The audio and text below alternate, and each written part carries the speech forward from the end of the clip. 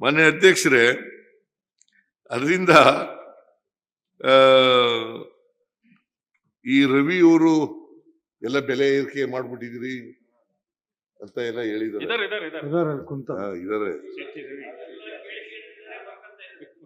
ಅವರು ಹೇಳಿರೋದು ಬೆಲೆ ಕೆಲವೆಲ್ಲ ಬೆಲೆ ಏರಿಕೆ ಮಾಡಿದೀವಿ, ಇಲ್ಲ ಅಂತಲ್ಲ, ನಾನು ಇಲ್ಲ ಅಂತ ಹೇಳಲ್ಲ. ಹಾಗಾದ್ರೆ ನರೇಂದ್ರ ಮೋದಿ ಅವರು ಕಾಲದಲ್ಲಿ 2013ರಲ್ಲಿ ಕ್ರೂಡ್ ಆಯಿಲ್ ಬೆಲೆ ಎಷ್ಟಿತ್ತು? ಇಂಟರ್ನ್ಯಾಷನಲ್ ಮಾರ್ಕೆಟಿನಲ್ಲಿ ಕ್ರೂಡ್ ಆಯಿಲ್ ಬೆಲೆ ಎಷ್ಟು ರೇಟ್ ಇತ್ತು? $108 ರಿಂದ $125 ಇತ್ತು. ಈಗ ಎಷ್ಟಿದೆ? ಈಗ 73 ರಿಂದ 76 ಇದೆ.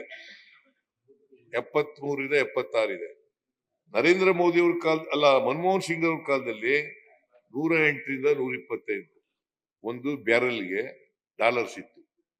ಆಗ ಎಷ್ಟಿತ್ತು ಡೀಸೆಲ್ ಬೆಲೆ? ಡೀಸೆಲ್ ಬೆಲೆ ಎಷ್ಟಿತ್ತು? 46 ರೂಪಾಯಿ 59 ಪೈಸೆ ಇತ್ತು. 46 ರೂಪಾಯಿ 59 ಪೈಸೆ. ಈಗ ಎಷ್ಟಿದೆ? ಈಗ 90 ರೂಪಾಯಿ ಇದೆ. ಸುಮಾರು ಅರ್ಧದಷ್ಟು ಹೆಚ್ಚಾಯ್ತು. ಯಾರು ಜಾಸ್ತಿ ಮಾಡಿದವರು? ಟ್ಯಾಕ್ಸ್, ಮನಿ ವ್ಯಾಲ್ಯೂ ಮತ್ತೆ ಟ್ಯಾಕ್ಸ್. ಮತ್ತೆ ನಮ್ಗೇನಾಗಿದೆ? ಎಲ್ಲ ಟ್ಯಾಕ್ಸ್ ಹಾಕ್ತಾರೆ. ನಮ್ಗೇನಾಗಿದೆ? ಅರ್ಧಕ್ಕಿಂತ ಹೆಚ್ಚು ಟ್ಯಾಕ್ಸ್ ಹೋಗ್ತಾ ಇದೆ. ಟ್ಯಾಕ್ಸ್ ಹೋಗ್ತಾ ಇದೆ.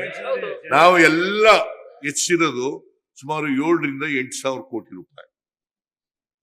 ಎಲ್ಲ ಬಾಬುಗಳಲ್ಲೂ ಹೆಚ್ಚಿಗೆ ಮಾಡಿರೋದು 7 ರಿಂದ 8 ಸಾವಿರ ಕೋಟಿ ರೂಪಾಯಿ. ನಾವು ಇದಕ್ಕೆ ಎಷ್ಟು ಕೊಡ್ತಾ ಇದೀವಿ? ಗ್ಯಾರಂಟಿ ಯೋಜನೆಗಳಿಗೆ